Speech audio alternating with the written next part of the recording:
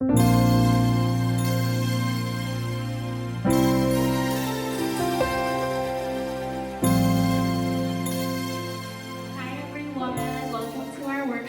is the design thinking workshop, as you know. And I'm actually really happy to see so many people come because you might not even know what design thinking means or what it looks like. I'm so thankful, and God has a special reason for your presence here today. Your background will add so much value to our discussion. It's going to be pretty discussion heavy, so I welcome all of you to pull out your extrovertedness today. And I'll explain every single step like really slowly and easily, and there will be time for you to ask questions. Yeah, so we're gonna dive in, but I'll introduce myself a little bit first. My name is Grace 심지은이고요. I spent the first 13 years of my life on the mission field from countries like Singapore, Manila, mostly in China, and then I went to boarding school in Taiwan, applied for college after graduation, went to Michigan. I went to a Christian school called Calvin, where a bunch of our fellow MKs are from. And I majored in digital communications because I was interested in how technology and creativity, not just technology, but how the mix, the hybrid of creativity, design, and technology can solve problems. But I wanted to advance my career a little bit more, so I just graduated with a master's in human factors, which is, you might have not heard of what human factors is, but it's a discipline that studies how humans interact with the world. So how do we see, hear, think, touch things, people, especially technology. So that's why I'm here today. I'm so happy to be here. And yeah, more about my background. I am based in Boston. I serve at Boston 온누리 교회 as a small group leader. And we recently started an English ministry there. So 기도 부탁드립니다.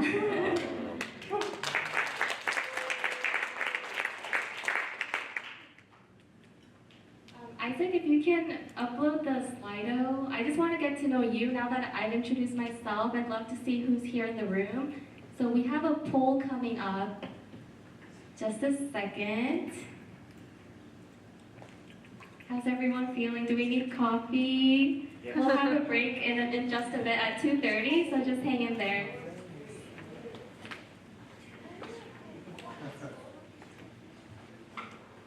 The translation은 괜찮으세요? 여기 위에. Is it working well? Okay.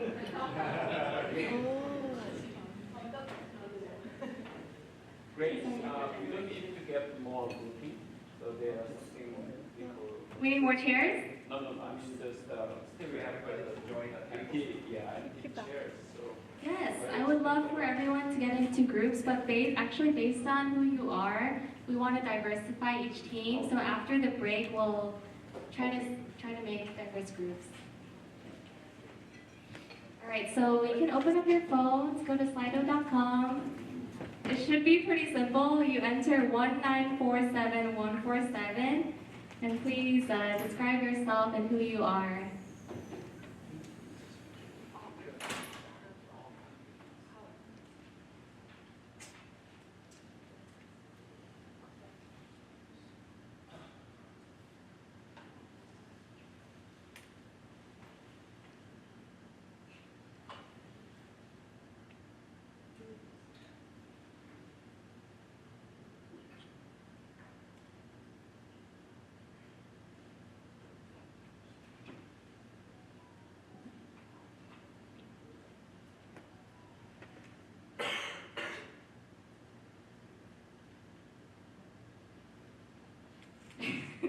Who's this handsome boy? Let's go.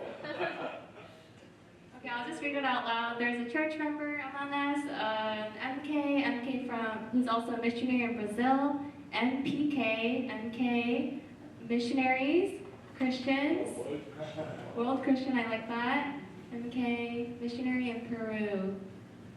I just wanted to do this so we can all see like who's in the room with us. And our teams today, so we're going to be placed into teams to have discussions, and we'll ideate different solutions. And I'm doing this because I believe that our difference is our power, and I think God calls us to understand each other really, really well. I will go on to the next slide. Oh. So I wanted to start with a verse. As I was preparing for this, I felt like God was calling me to use my degree for His kingdom. Just because I studied technology doesn't mean I can't use that for ministry. And I think my personal philosophy is that in order to truly love God and truly love our neighbors as He commanded us, we have to pause a bit. We have to breathe and ask ourselves how much we understand, how much we 이해해 each other. Design thinking is considered a pretty modern concept, but as I was reading through scripture, I think the core principles of design thinking are timeless.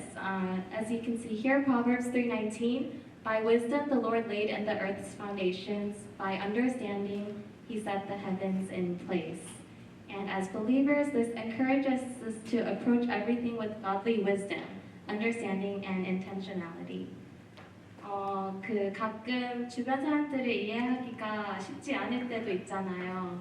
그 사람들을 I was thinking how does God want us to see them through His eyes? 하나님의 눈으로 보고 하나님의 사랑으로 품을 수 있는 게 it all starts with understanding and listening.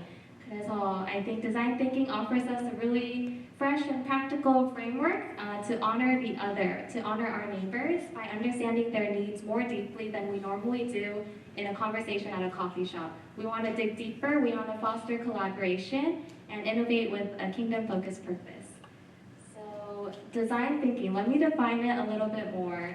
It's a problem-solving approach that focuses on understanding the needs and experiences of the people we are designing for.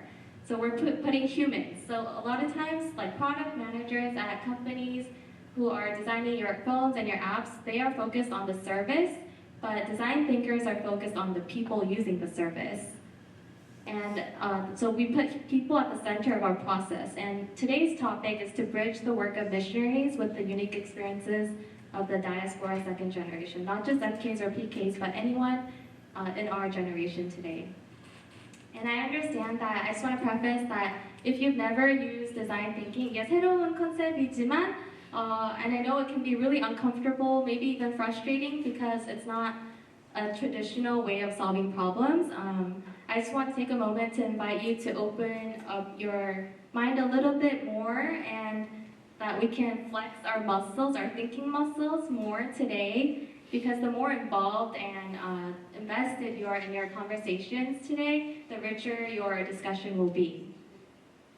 So to give you an idea of what design thinking looks like out in the real world, I'll share some real life examples. Does everyone know Netflix? Yeah. Yes? Let's take a look at how Netflix uses design thinking. They hire design thinkers to enhance a few features. So you might recognize them. There's skip intro, shuffle play, and because you watched. These are actually pretty special, like they didn't exist before streaming services came to be, because in the past you had to watch all the opening credits. Do you remember when you watch a movie or a show, you can't skip the intro? But Netflix, what they did was they observed and timed how much time people spent on each episode or movie, and they understood that user satisfaction, so it's a term to describe how happy you are. Are you happy when you're using Netflix? Like, they want to maximize that. And these are the features that they came up with so that they can be more competitive and be better than Disney Plus or Coupang. I think there's TVing in Korea. I'm not sure what you guys use, but here there's Hulu and Disney Plus. They use design thinkers to be competitive in the market. And another example of design thinking in the government is Singapore. I think I met someone from Singapore this morning. He was an MK. Is he here today? No? But Singapore is actually really famous for being innovative in many ways, and they conducted research on residents. The government found that there needed to be a physical one-stop center for where public agencies should be housed. So you know how normally you have to go to the DMV here in the States, it's called the DMV, to register your car. and then you have to go to like the immigration center to get your social security number, and you have to go to so many different places, but they realized, hey, actually, our residents want one building where everything is housed. And not only that, they needed to redesign the layout of the building. So you don't want to have a marriage office here and then like an immigration office right next door. You want everything to flow in a way where all the most demanding services are on the first floor and so on. So when they were doing this project, they realized if we do a physical building, we also need a digital building or digital one-stop center, which is why they created a all-in-one app for neighborhood services, as shown on this slide. And they found that resident satisfaction increased significantly after implementing just these two simple solutions. People felt heard, people felt seen, and they, it's not often that people are happy with their government, but I think Singapore has nailed it. So overall, design thinking is not focused on the person who provides the services, but whoever is on the receiving end. It's not about making the government's job easier, because the government is there to serve the people. They're there to improve the quality of life for the Singaporeans. So that was an example in government, but you might be thinking, what about in ministry? What about in the Christian world? And so one example is by Compassion International. They're known for using modern design thinking strategies to troubleshoot problems in their child sponsorship model. So by focusing on empathizing and getting to know each user, so the user in their model, it could be anyone. It could be the sponsor, the child's family, anyone affected. They have a system where they continually gather feedback directly from those users with the reporting systems, because as you may know, nonprofits struggle with transparent reporting. So that's how they do it, and even churches all across America and globally, they are starting to get used to this idea of design thinking. They want to be more flexible with their church programs and models. They realize that you can't use the same program for each congregation. There's like the young couple, married couples ministry, women's ministry, youth group, and also just because something worked 10 years ago doesn't mean it applies to this generation. So that's how design thinking is used out in the world. Any questions so far? That was a lot, I know.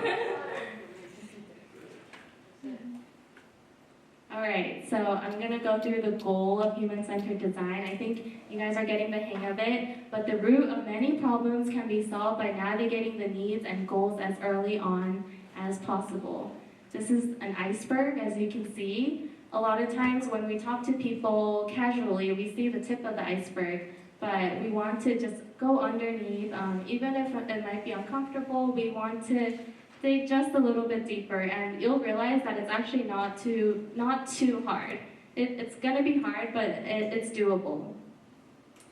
And the reason we have specific steps, as you saw on the agenda, we have like different stages we'll go through today. It's because we want to be wise in our strategy. And I'll show you this graph. I'll give you a minute to process it.